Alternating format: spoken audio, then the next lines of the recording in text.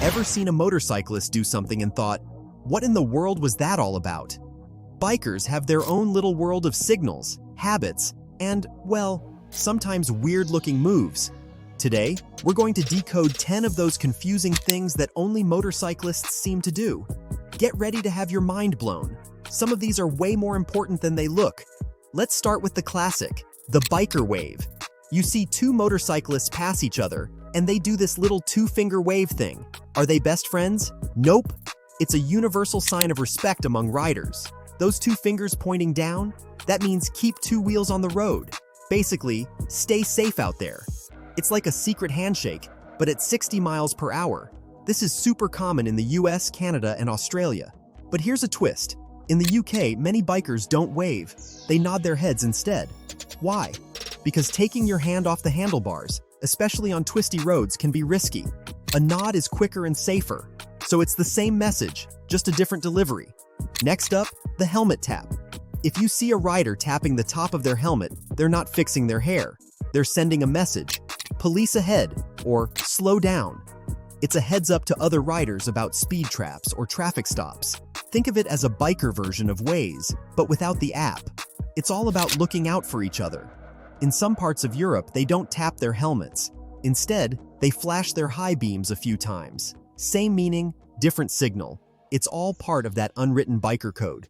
The effectiveness of this signal relies on riders paying attention and understanding the local customs. Did you already know about the helmet tap? Let us know in the comments. And if you enjoyed this tip, hit subscribe for more biker insights. Let's move forward. Now this one looks strange. The leg dangle. A rider sticks their leg out for a second while riding. Are they stretching? Nope. In many parts of Europe, especially France and Italy, this is a thank you. If a car gives them room to pass, the rider might dangle their leg as a quick thanks. It started in professional motorcycle racing. Racers would use it to signal they were slowing down or letting someone pass. Street riders adopted it as a polite gesture. So, next time you see a leg dangle, remember, it's probably not a leg cramp. It's a thank you note, biker style. Here's one that might look like a nervous habit. The kickstand bounce. Some riders bounce their bike a little before taking off. It's not just fidgeting, it's a safety check. They're making sure the kickstand is all the way up. If you ride off with the kickstand down, especially when turning left, it can catch the ground and cause a crash. Bad news. Modern bikes often have a kill switch that prevents this, but older bikes don't. That little bounce also helps them check the suspension. A quick feel to make sure everything's working right before they get going. It's a small thing, but it can prevent a big problem. The engine rev. Sounds like someone showing off, right? Sometimes, but often it's actually necessary.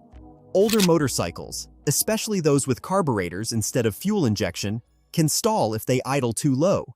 A little rev keeps the engine running smoothly. Some big V-twin engines, like those on many Harleys, have heavy flywheels and are air-cooled. Revving helps keep air flowing over the engine, preventing overheating. Plus, in traffic, a rev can be a warning to distracted drivers. Hey, I'm here. Don't merge into me. In some areas with lots of deer, riders even rev their engines at night to scare them away from the road. So, it's not always about ego. Sometimes it's about staying safe or keeping the engine happy. But why do some bikes need that revving more than others? It's not just about old versus new. What's going on inside those engines that makes them different? Let's take a closer look. It's all about how the engine gets its fuel and air. Carburetors, common on older bikes, rely on the engine's vacuum to draw fuel in. At low RPMs, that vacuum can be weak, leading to an inconsistent fuel mixture and potential stalling. Fuel injection, on the other hand, uses an electric pump to deliver fuel precisely, regardless of engine speed. That's why modern fuel-injected bikes usually idle smoothly without needing extra revs. As for air-cooled engines, they rely on airflow over the engine's fins to dissipate heat. At a standstill, there's no airflow, so revving the engine helps create some, preventing overheating.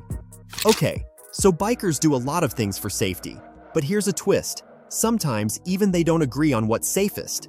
The loud pipes save lives debate is a perfect example. Some riders swear that loud exhaust pipes make them more noticeable to drivers. Others argue that they're just annoying and don't actually improve safety. So, even within the biker community, there are disagreements about the best way to stay safe. Now let's talk about group rides. You'll notice motorcycles don't ride directly behind each other like cars in a convoy. They stagger, one rider a bit to the left, the next a bit to the right. This isn't just for looks, it gives each rider more space to maneuver and a better view of the road ahead. If the lead rider has to brake suddenly, the staggered formation gives everyone more reaction time, reducing the risk of a pileup. The lead rider is like the quarterback, setting the pace and signaling hazards. On twisty roads or in bad visibility, they might switch to single file for even more control. It's all about teamwork and safety. The distance between riders in a staggered formation is crucial. It should be enough to allow for reaction time, but not so large that cars can cut in between. Ridden in a group before? Share your experience in the comments. And if you're loving these riding tips, hit subscribe for more insights on motorcycle safety and techniques. You see a biker with their hand down, palm facing the ground. Are they tired? Nope, that's another signal. Slow down. It's used for traffic jams, speed bumps, or maybe even a police car up ahead. It's especially important in group rides because brake lights might not be easy to see for riders further back. Some police motorcycle units have their own version. They extend their whole arm down, flat. That means slow down and do it smoothly. It's all about clear communication, even without words. The palm down signal is often accompanied by pumping the brakes a few times, making the brake light flash, further emphasizing the need to slow down. Ever see a biker weaving a little, seemingly for no reason? They're not drunk, hopefully. They're probably avoiding road hazards. Unlike a car, a motorcycle can't just roll over a pothole, oil slick, or even a small piece of debris. That stuff can cause a crash, so bikers have to be extra vigilant and weave around these dangers. In fact, some road crews actually watch how bikers are riding. If a bunch of motorcycles start weaving in the same spot, it might mean the road surface is slippery or damaged, and they need to check it out. So, that weaving isn't reckless. It's actually a sign of a skilled and careful rider. This dance is often subtle, but it's a constant process of scanning the road ahead and making small adjustments to avoid potential hazards. A biker points at the ground with one finger. What's that about? They're pointing out a hazard, a pothole, gravel, maybe even a dead animal. It's a warning to other riders. Watch out for that. If they point multiple times or wave their hand down, it means it's a serious hazard, like an accident scene or spilled fuel. This quick signal has saved countless riders from hitting something they didn't see. It's another example of that silent biker communication, keeping everyone safe. The direction of the point is also important. It indicates which side of the lane the hazard is on. But how do bikers learn all these signals? Is there a secret biker handbook? How do they pass down this knowledge? Let's explore. There isn't one official biker handbook, but there are many ways riders learn these signals. Motorcycle safety courses often cover basic hand signals. Experienced riders mentor newer riders, passing on the traditions and unwritten rules. Online forums and riding groups also share information and tips. It's a combination of formal training, informal mentoring, and shared experience. And, like any language, it evolves over time, with new signals and variations emerging. Finally, the over-the-shoulder glance. Bikers don't just rely on their mirrors. Even the best motorcycle mirrors have blind spots. So, before changing lanes or turning, riders always turn their heads and look over their shoulders. It's called a shoulder check, and it's one of the most important safety habits a biker can have. Some experienced riders even develop a mirrorless riding technique, relying almost entirely on head movements and peripheral vision to keep track of traffic. It takes practice, but it can be incredibly effective. It's all about maximizing awareness and minimizing the risk of a collision. The shoulder check is so ingrained in rider training that it's often one of the first things new riders learn. So, there you have it. 10 confusing things motorcyclists do, explained. It's not just random weirdness. It's a whole language of safety, communication, and sometimes just keeping the engine running smoothly.